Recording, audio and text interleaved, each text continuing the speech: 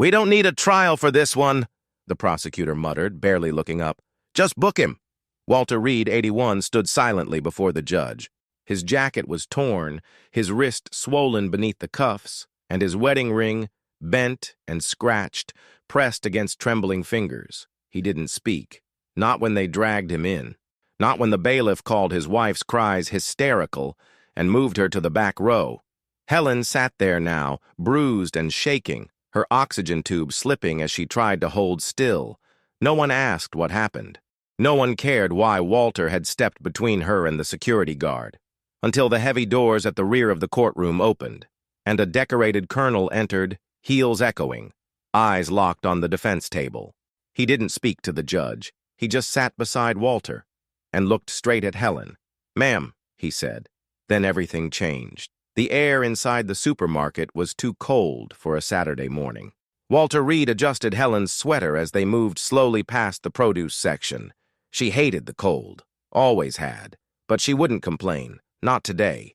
Not when the shelves were full, the cart was steady, and Walter was by her side. They had been coming to this store every Saturday for 7 years. Ever since Helen's heart surgery, Walter had taken over the routine. He called it their mission. Eggs, apples, her favorite crackers, and always, always, fresh carnations from the corner stand near checkout. Helen reached for a can on the top shelf and wobbled slightly. Walter stepped in, steadying her with one arm, reaching for the can with the other. A young employee saw it and smiled. "You two need anything?" "No, son," Walter said with a tired grin. "We've been doing this longer than you've been walking." They shared a laugh. But laughter vanished at aisle 7. It started with a loud voice, a manager yelling, something about loitering. Then a second voice, gruffer, clipped, authoritative. "Ma'am, step back." Helen froze. A security guard was shouting at a young woman kneeling on the floor near the cereal display. She looked confused, holding a shopping list and a child's backpack. Walter pulled Helen gently to the side, whispering, "Let's give them space." But in the commotion, a different guard rushed in, barking orders, grabbing radios. Confusion turned into tension. The kneeling woman stood up slowly, eyes wide. "I wasn't—" she started, but the guard shoved her lightly toward the end cap. That's when Helen stepped forward. "Excuse me," she said, voice trembling. She didn't do anything. The guard turned sharply. "Ma'am, back away." Helen didn't move fast enough. The guard reached out to stop her, but Helen's arm twisted awkwardly beneath his grip. She gasped and lost balance. Walter moved faster than anyone expected. He caught her halfway to the ground, his body absorbing the fall. He cradled her head with one hand and held her shoulders close with the other. "Helen, it's okay. I've got you." The guard pulled out his radio, barking for backup. Walter looked up. "She needs help. Call an ambulance." Instead, 3 officers arrived. One pointed at Walter. "Get off her." "She's hurt," Walter said, not moving.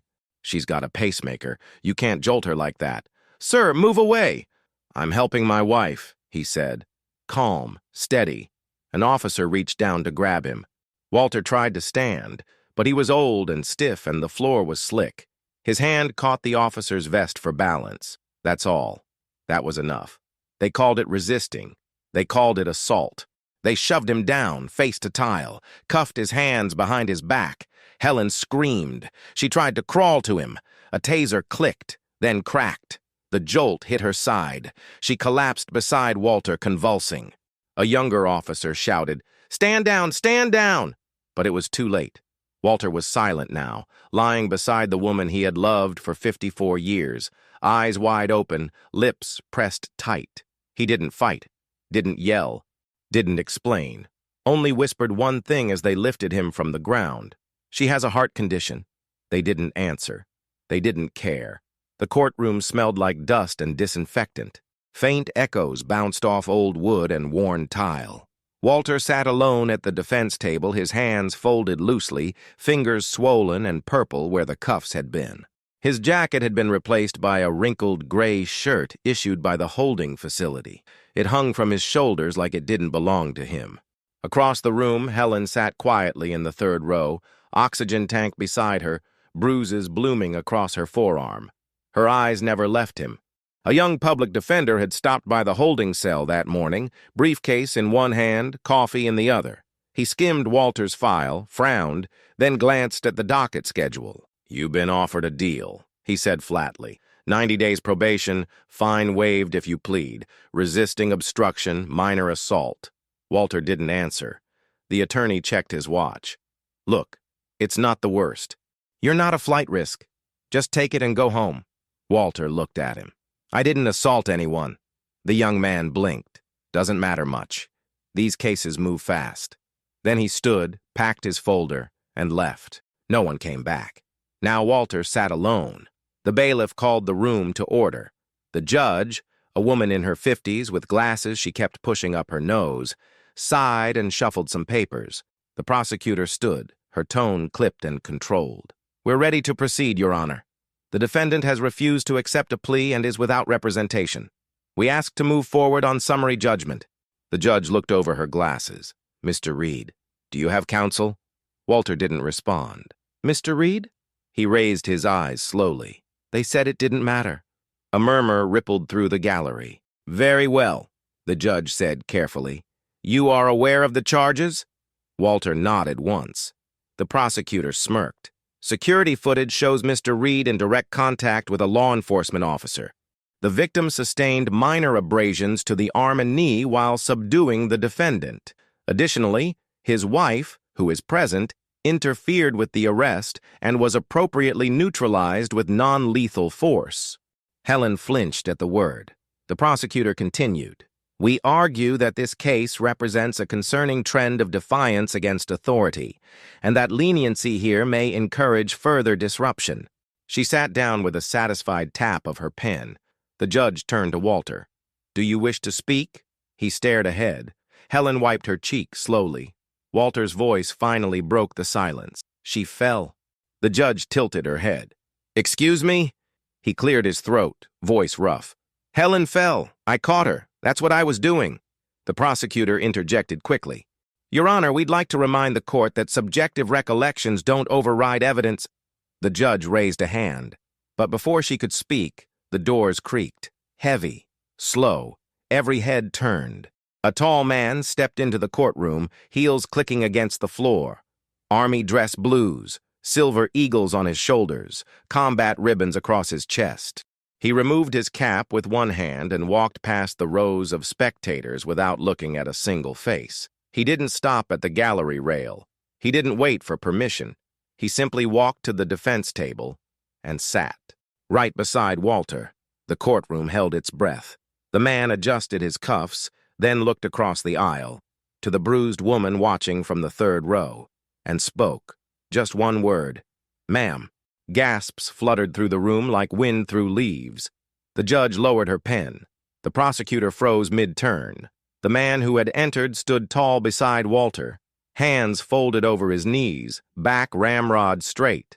His uniform was immaculate, freshly pressed, with the glint of long-forgotten campaigns on his chest, ribbons worn by men who never spoke of what they'd earned. Walter didn't turn to look at him. He didn't need to. The judge cleared her throat. "Sir, may I ask what you're doing at the defense table?" The man nodded once, respectfully. "Colonel Marcus Harlan, United States Army, retired. I'm here as a character witness." "You're not on the list of witnesses."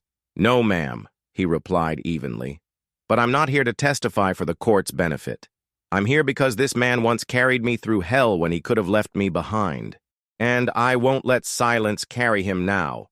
The prosecutor stood quickly. "Your Honor, this is highly irregular. Mr. Reed has no official legal counsel, and this man has no standing." Colonel Harlan didn't flinch.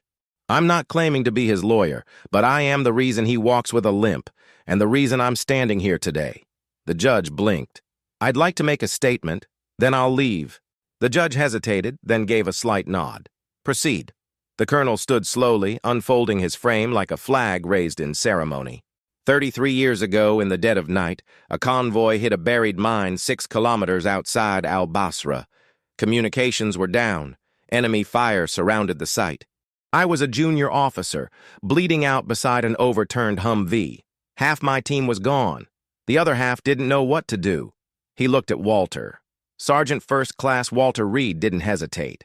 He dragged me through sand and smoke and fire, across open terrain, while rounds snapped the air beside our ears. He never once told me to be brave. He simply showed me how.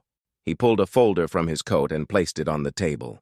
In here is a letter from the Department of Defense confirming his service record. Bronze Star with Valor. Purple Heart. Over 20 years training combat medics and de-escalation officers across 4 bases. Not one reprimand, not one infraction. Until now. He turned to the court. You see a man in a wrinkled shirt. I see the man who taught me how to lead, who taught thousands of others how to protect, not provoke. This courtroom may not know his name, but every soldier who served under him remembers it. Helen's breath caught in the gallery. The prosecutor looked down at her notes, then back at the colonel. He continued, voice lower now. He didn't push that officer. He caught his wife. And when she was hurt, he tried to protect her again. That's who he is. That's who he's always been. He looked at Walter again. Sir, you told me once that silence can be a kind of armor. But today, it's not yours to wear alone. Walter finally turned his head, just slightly, just enough. Their eyes met. No salute, no handshake. Just a flicker of recognition between soldiers who had survived different wars and the same one. The one where being forgotten was the final enemy. The room held its breath. Colonel Harlan sat back down. The file on the table remained untouched, but its presence was heavier than any argument the prosecution could offer. The judge glanced at it, then looked back at the colonel. You mentioned documentation? He nodded and slid the folder toward the clerk. Inside were service records, photos from the field, official commendations, and signed letters from fellow officers, including a brigadier general who'd flown in from Washington just to testify if needed. The prosecutor stood. Her voice cracked slightly. With all due respect, none of this changes the footage. The judge raised an eyebrow. What footage? The clerk whispered something into the bailiff's ear, and a few minutes later a small monitor was wheeled into the courtroom. A USB stick was inserted. Colonel Harlan spoke quietly, pulled from the store's security backup. The main feed had been overwritten. This one wasn't. The screen flickered to life. Grainy black and white footage. Aisle 7. Helen reaching for a can. Her stumble. Walter catching her. The guard yelling in the distance. The scene unfolded exactly as Walter had described. The officer entered frame, grabbing Walter by the arm while Helen was still on the ground. Walter reached to steady himself, barely touching the officer's vest. Then came the takedown, hard, unjustified. A second officer fired the taser before Helen even stood. There was no sound, but none was needed. Silence in that moment said enough. The judge leaned back slowly, lips pressed tight. Then a voice broke through from the gallery. Excuse me. It was soft, tentative. A woman stood in the back row, thin, early 30s, badge clipped to a medical tote bag. I was there, she said. I'm a trauma nurse. I was behind the snack aisle. I saw it happen. The bailiff hesitated. The judge gestured for her to approach. I didn't know who he was, the nurse continued, but I remember him asking for help. 3 times, calmly. I wrote it down after. It's something we do in high-stress situations. Document what we see, what we feel. She pulled a small notebook from her bag and handed it over. The prosecutor looked increasingly uncomfortable. She whispered something to her assistant. Then, from the front row, another movement. A young man, barely 15, rose nervously. The judge looked up. Do you have something to add? He swallowed hard. That woman, that's my mom. She was shopping for my birthday. Mr. Reed didn't hurt anyone. He was just trying to help her. The room shifted. Then one more figure stood. Helen, unsteady, supported by a cane now. Her voice came clear and without anger. Walter's not a fighter, she said. He never was.